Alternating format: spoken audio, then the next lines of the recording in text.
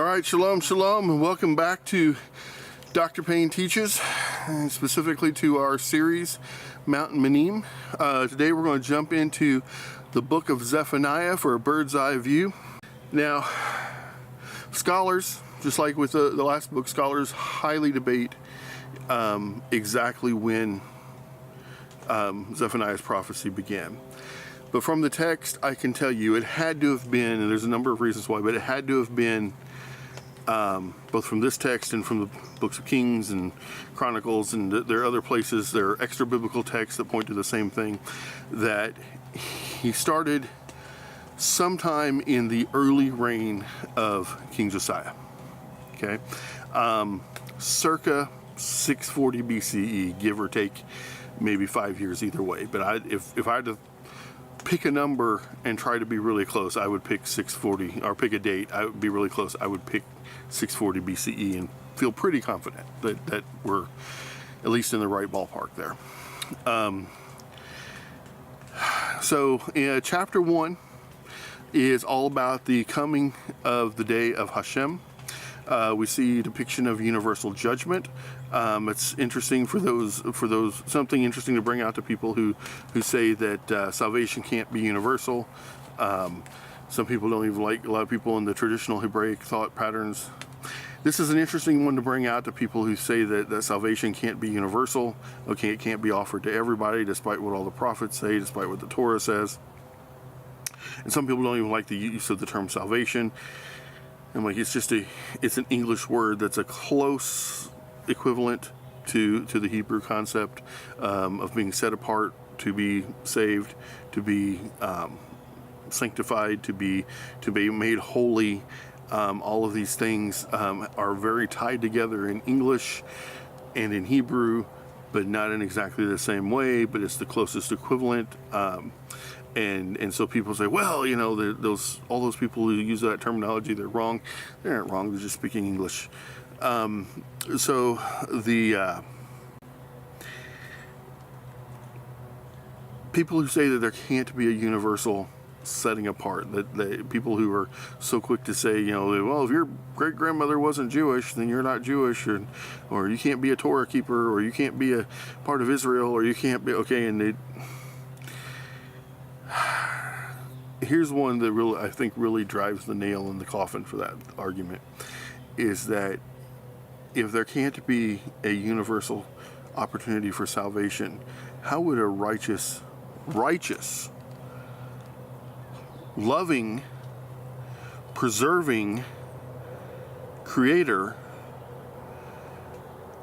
how and why would he create the opportunity for universal judgment if there's not the opportunity for universal salvation? Okay? Righteousness, justice dictates that there has to be an option for universal salvation. And we can argue all day long how that works.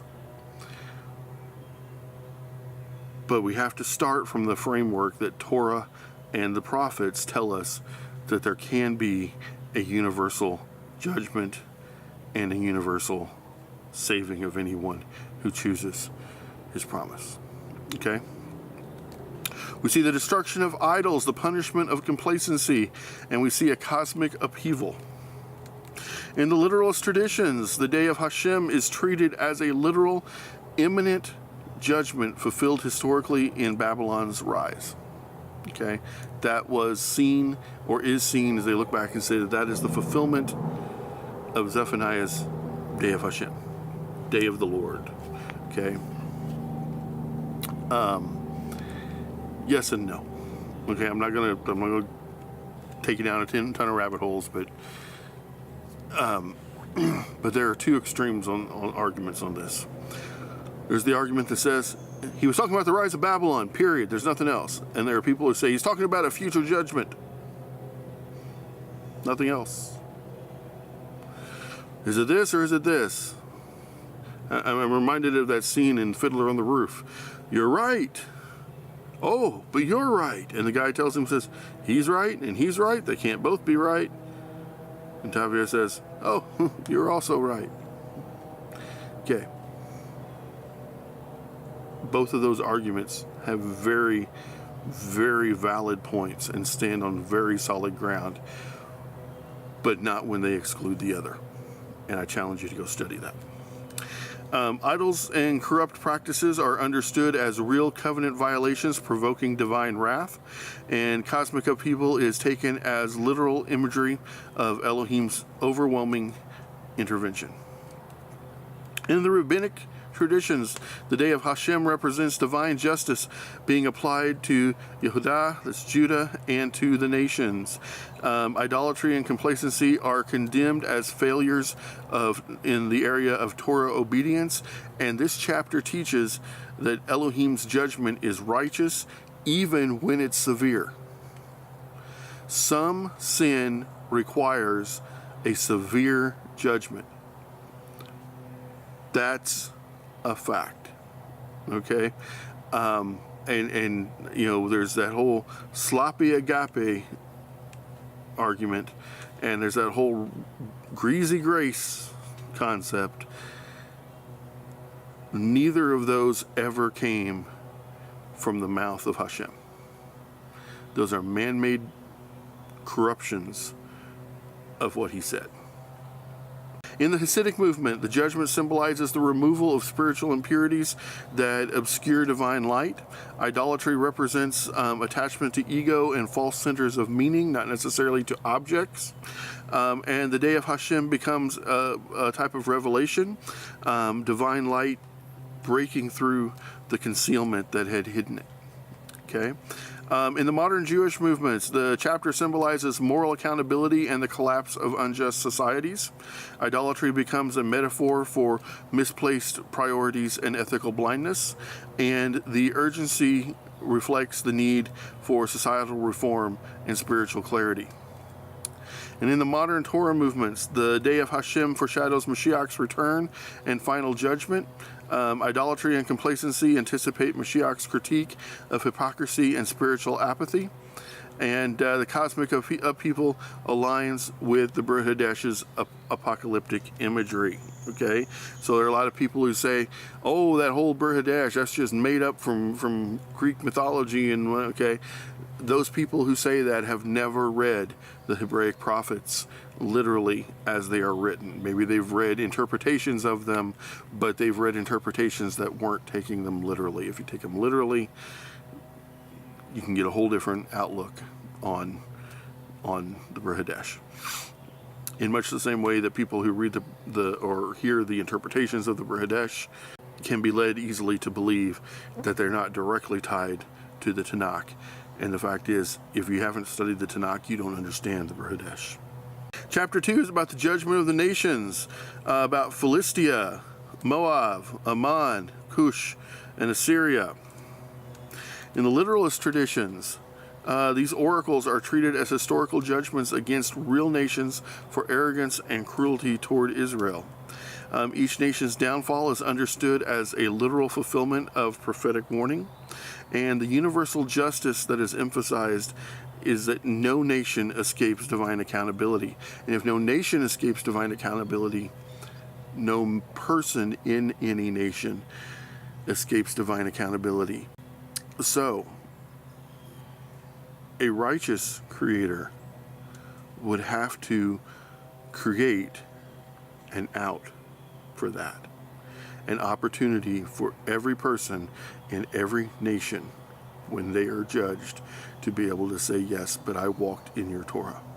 In the rabbinic traditions, the nations are punished for harming Israel and violating the moral law. Elohim's justice extends beyond Israel, is demonstrating universal sovereignty. And the oracles teach that oppression and cruelty inevitably bring judgment. Okay, we can't be cruel to people, we can't oppress people, and then expect not to be held accountable by the one who made those people. Okay, we like to think of him as our creator, but he's also their creator. And if tyrants would think about that there's one creator, and if they would subject themselves to that creator and never oppress anyone that he created, then they wouldn't have these judgments. But they can be upon individuals too. In the Hasidic movement, the nations symbolize spiritual archetypes, forces opposing holiness. The judgment represents cosmic rebalancing, restoring divine order, and Assyria's fall reflects the collapse of spiritual arrogance and distortion.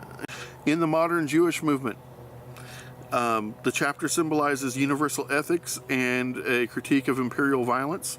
The downfall of the nations expresses hope for justice and liberation for the whole world, and the oracles highlight the moral dimension of international power. And in the modern Torah movements, the nation's downfall foreshadows Mashiach's victory over worldly powers. The oracles anticipate the universal scope of Mashiach's kingdom, and Assyria's fall prefigures the defeat of spiritual and political evil. Now, in chapter 3, we read about purification, a remnant, and joyful restoration. Jerusalem is seen as in a future fashion as being purified. There is a humble remnant that is preserved. Nations become united, and Elohim rejoices over his people. In the literalist traditions, Jerusalem's purification is treated as a literal cleansing from corruption. The humble remnant is understood as a real historical and future group preserved by Elohim, and the restoration is taken as a literal promise of renewed blessing and divine presence. Now, in the rabbinic traditions, the remnant represents faithful Israel who remain loyal to the Torah. Elohim's joy over his people expresses covenant love and compassion, and the unification of the nations anticipates the messianic peace and universal worship. Now, in the Hasidic movement, the remnant symbolizes the purified sparks, those souls aligned with divine truth. Elohim rejoicing over his people reflects a mystical union of divine delight, and the nations united represents cosmic harmony as all creation returns to its source. In the modern Jewish movement, the chapter symbolizes resilience, renewal, and hope after a catastrophe. The humble remnant reflects themes of identity, survival, and moral clarity. And Elohim's joy expresses spiritual restoration and a communal healing. And in the modern Torah movements, the remnant is seen as being fulfilled in the followers of Yeshua. Okay? In the faithful community. Not everyone who claims his name, the ones who strive to follow his teachings. Okay? His Talmidim. And Elohim rejoicing anticipates the joy of the kingdom that has restored creation, and the nations united foreshadows the worldwide reach of Mashiach's redemption. So we see, even in the Tanakh, the promise of worldwide redemption. And that is only possible if the door is open to the Gentiles. Now, we can have debates about how that door works and what it looks like, what that process looks like. I know there are many rabbit holes to study on that. Okay, I have my position, my belief, but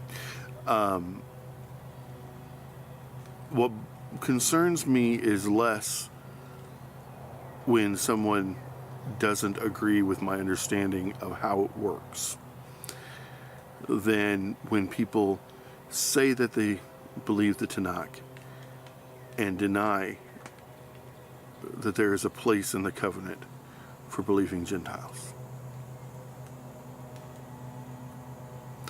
So I'm going to ask you to not just go through Zephaniah this week.